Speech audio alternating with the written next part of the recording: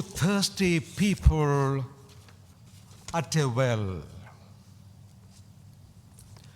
Jesus and the Samaritan woman. Was Jesus thirsty? Obviously, the woman was very, very thirsty with a parched soul. At the height of a hot day,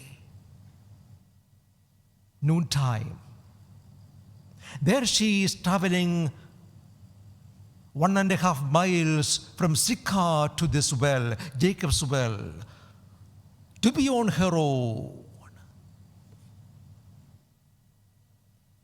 She was a social and a moral outcast.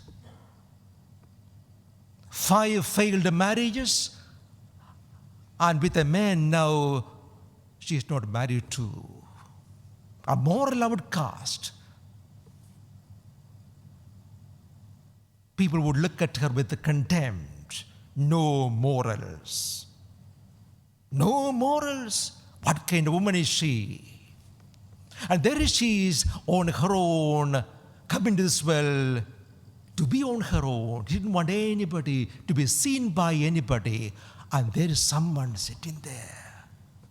Jesus waiting for this lonely soul.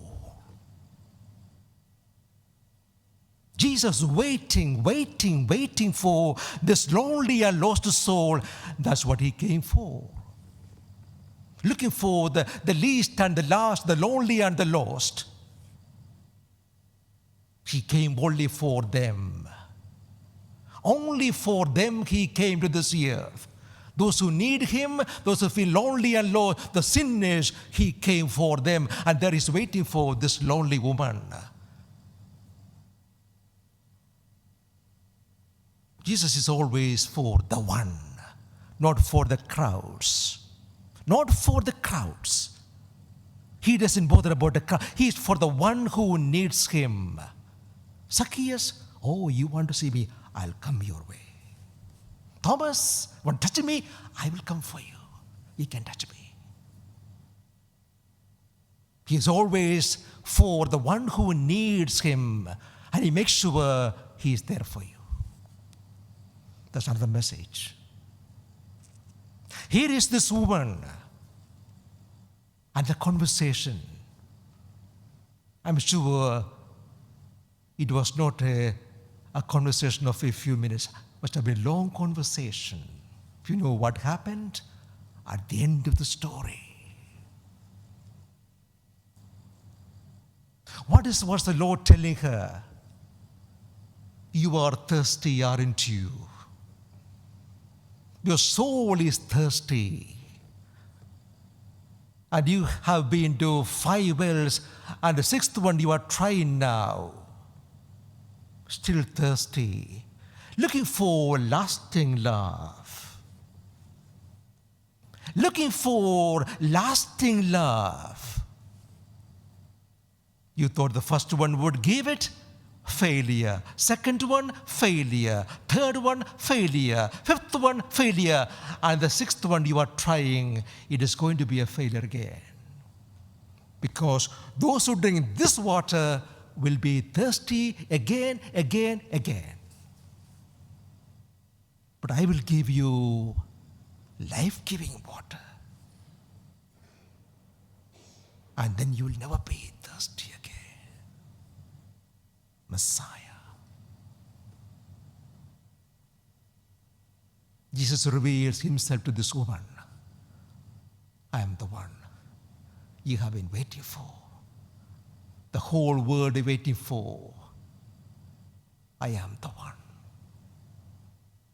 She drops her jar, water jar, metaphorically, leaving everything behind. Oh, she wants to tell the whole world, the Messiah, the Messiah, the Messiah. She ran to the town and tells everybody, the Messiah is here. And they all come to see Jesus. And they believed the Savior of the world. St. John is putting forward this woman as the first evangelist. How do you define an evangelist? It's a beggar telling another beggar where you can find the bread. Evangelization is one beggar telling another beggar where you can find the bread. She was a good evangelist, a good model for everyone. Now, practical application. Like this woman, we are all seeking for fulfillment in life. Whether you admit or not, we are all looking for fulfillment in life, meaning in life. Do I make sense? You may be looking for a fulfillment in your husband or in your married life. Or maybe this man, this husband, this wife will give me fulfillment, making my life complete. Some find meaning and fulfillment in having children or in their children. Oh, these children are going to make my life beautiful, wonderful. Some look into their career. Maybe this career is going to make me feel fulfilled and complete. Something, if I have got a good bank balance, my life will be all complete. You're looking for fulfillment in something or the other, or in somebody or the other. These are all wells that will run dry. All these wells will run dry. If you are looking for fulfillment in your career, in your job, or in your children, in your husband, in your wife, in your parents, you are not really wise. The Lord is telling you and me, all these wells will run dry. They haven't got what you are looking for. Are you expecting your husband, your wife, a limited human being to fulfill your life? To make your life complete? And the same one is looking for fulfillment in you, and you are looking for in him. You both are looking for fulfillment in each other. How can that make sense?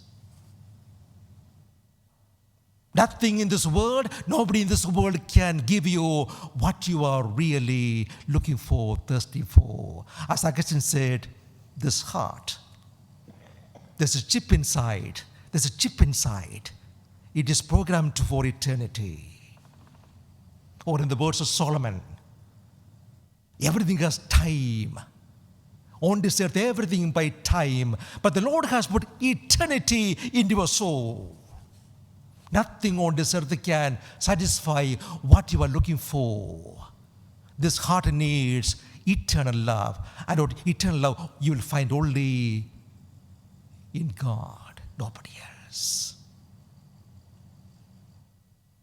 You may remember the Gospel of St. John begins with the question to the disciples, the first disciples, what are you looking for? And how does the Gospel of John end? Do you remember? With a question to Mary Magdalene, who are you looking for? Make sure you and me ask these two questions all the time. What are you looking for? And who are you looking for? Between these two questions, you will find Jesus, the life-giving water, the Alpha and the Omega, the beginning and the end, everything in between. The bread of life, the word of life, wisdom, fulfillment, meaning, and joy, everything I am looking for.